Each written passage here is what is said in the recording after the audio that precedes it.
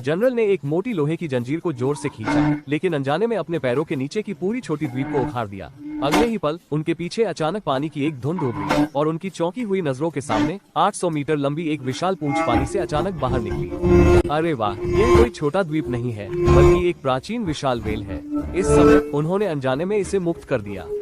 जैसे ही लहरें उफान मारने लगी और धरती हिलने लगी, व्हेल ने तुरंत अपनी मर्जी से उड़ान भरना शुरू कर दिया। देखा गया कि वह अपनी पूंछ को फड़फड़ाते हुए पानी की सतह से ऊपर उठी और 10,000 हॉर्स पावर की ताकत से धीरे धीरे आकाश की ओर उड़ने लगी। सिर्फ 2.5 सेकंड में व्हेल 10,000 मीटर की ऊंचाई पर पहुंच गई और सभी लोग बस असहज होकर उस पर खड़े हो गए और एक अनियोजित यात्रा शुरू कर दी।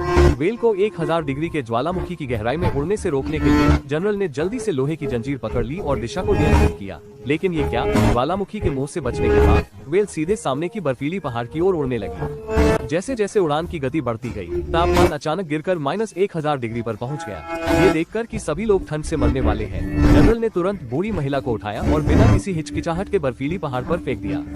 इसके बाद उन्होंने अपनी बेटी को भी उठाया और उसे भी फेंक दिया। लेकिन जब नौजवान की बारी आई तो उसने जल्दी से कहा कि वो मजबूत और ताकतवर है और आसानी से कूद सकता है। कोई चारा नहीं, जनरल ने एक बड़ा छलांग लगाते हुए पहले ही कूद गया। नौजवान आत्मविश्वास से भरा हुआ था, उसने तुरंत दौड़ना शुरू किया, लेकिन तभी व्हेल ने अपनी दिशा बदल दी और सीधे बर्फीली पहाड़ से टकरा गई। जब नौजवान खड़ा हुआ तो बर्फीली पहाड़ उससे दूर होती जा रही थी। इस संकट की घड़ी में नौजवान ने जमीन पर बड़ी लोहे की जंजीर को पकड़ लिया और पूरी ताकत से खींचा। सौभाग्य से जब व्हेल गिरने वाली थी, उसने पूरी ताकत से व्हेल को ऊपर खींच लिया और फिर जड़ता के साथ व्हेल के बीच से तेजी से फिसलते हुए अंततः सुरक्षित रूप से बर्फ पर उतर गया।